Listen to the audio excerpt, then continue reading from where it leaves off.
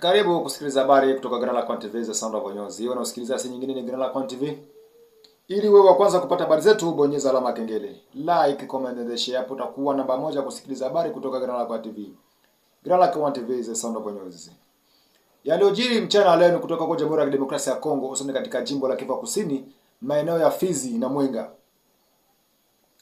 Haya maeneo ni maeneo ambayo waasi wa FCM23 wanapigania vilivyo ili wakamate maeneo haya, ili wapate njia ya kuteremka Kalemi.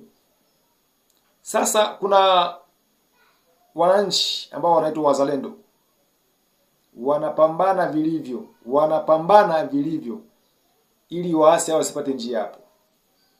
Ikumbukwe mwezi wa 12 waasi hao walikuja wakateka jiji la Uvira, wakaenda wanateremka mpaka waende Fizi. Ila walikuchopata hapo cha mtema kuni, hawatakufa wanasahau. Maana walipoteza watu wengi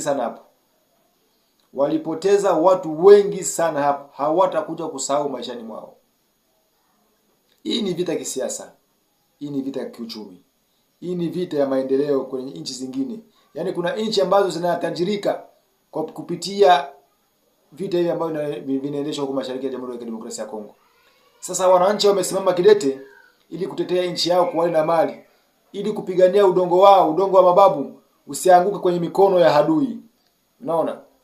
Sasa wazalendo hawa, wananchi ambao walijifunga vibwebwe, wamesimama kidete kutetea nchi yao isianguke kwenye mikono ya adui. Wakiungwa mkono na serikali ya Jamhuri ya Kidemokrasia ya Kongo na serikali ya Burundi, wanapambana vilivyo ili waasi hao wasipate nafasi ya kupenya, ili kwenda kushambulia, ili kwenda na kuendeleza kumrazi, ili wasiendelee na mapambano katika sehemu zingine. Ikumbukwe vita ambayo ilikuwa inapigana hapo Jamhuri ya Kidemokrasia ya Kongo ilikuwa vita ambao watu wengi walikuwa waelewi. Mara kwa mara ulikuwa ukisikia reprise strategique. Ile reprise strategique ilikuwa ni nini? Yaani walikuwa wanajeshi ambao walikuwa kilipwa hela na Joseph Kabila na Corneille Nangaa na waasi na vikundi vingine ambao vinamiliki silaha wanakimbia kupigana vita, waasi hao wanakuja wanateka.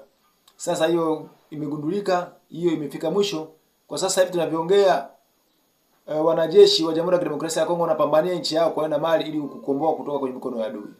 Hii si nyingine ni Grand Lac TV. Ili uwe wa kwanza kupata habari zetu, bonyeza alama kengele. Like, comment na share, hapo utakuwa namba moja kusikiliza habari kutoka. Tunayo takriban dakika siyopungua 10 au 15. Kuna mjadala ambao unaendelea kwa Jamhuri ya Kidemokrasia ya Kongo. Mjadala huu ni wa kikatiba. Constitution. Kuna watu fulani wanataka vipengele vya katiba vibadilishwe. Na wengine wanakataa, wanakuambia kama katiba haina shida, iachwe kama ilivyo. Yaani kuna watu wako na maslahi katika katiba hiyo. Maana katiba hiyo ni Jamhuri ya Kidemokrasia ya Kongo ilitungiwa na watu kutoka nje ya nchi. Sio wananchi wenyewe ambao walijitungia katiba yao. Sijui kama tunaelewana hapa. Katiba ya Jamhuri ya Kidemokrasia ya Kongo kuna vibaraka ambao waliweka mkono wao kwa maslahi yao binafsi, sio kwa takwa ya wananchi wa Jamhuri ya Kidemokrasia ya Kongo. Ndio maana tumechachunguza kwenye katiba hiyo, lazima kuna vipengele vinapaswa kubadilishwa. Kuna wafanya siasa wana maslahi yao kwenye katiba hiyo, yaani hawajiamini, wana maslahi.